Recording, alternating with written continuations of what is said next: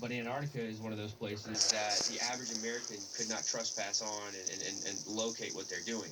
But just to touch on what you mentioned about the opening, I think there was like 6 to 8 British intelligence members that were down there, and they had set up some soldiers to kind of stay guard on a certain area. And I don't know these people. I'm just gonna pass this information on. People can take it or leave it. But the story goes something like this: they were told not to cross a certain border, that they had to stay in a certain location. Well, they got into a plane and they exceeded the boundaries that were set for them, and that's where they found the second opening that before that nobody had ever talked about a second opening. Before that, it was just a matter of the pole. There was an opening at the pole, but now these men, they flew over the second opening and they said that they saw entities and they saw other strange things taking place over there that they could not explain, things that absolutely defied human logic. And when they got back to where they were supposed to be, they were heavily reprimanded and sent home. Now, I don't know if they ever made it home.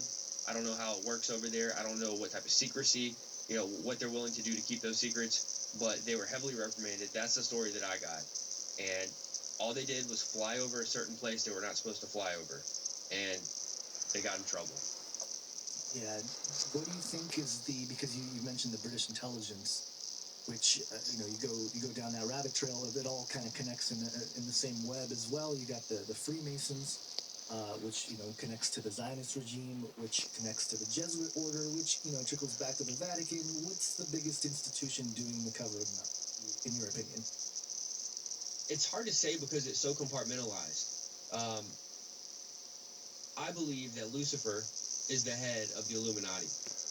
I believe that the Rothschild family, getting into that area of research, you find out that the Rothschild family has for many years held the title of the Pendar of the Draco, or the penis of the dragon. Now, I know it sounds vulgar, but that's what they call the head of the Illuminati, is the penis of the dragon. Well, we know that the dragon is Satan.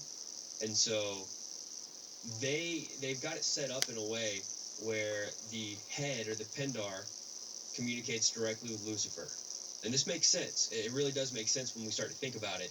And so he's getting his orders, he's getting his information directly from Lucifer. We know that Lucifer is not omnipresent. We know he can only be at one place at one time. He's not God. And so with this being the situation, he deals with one person, the Pendar. The Pendar, it all trickles down, and it's all compartmentalized, like with what we call pyramid schemes, no pun intended. Right.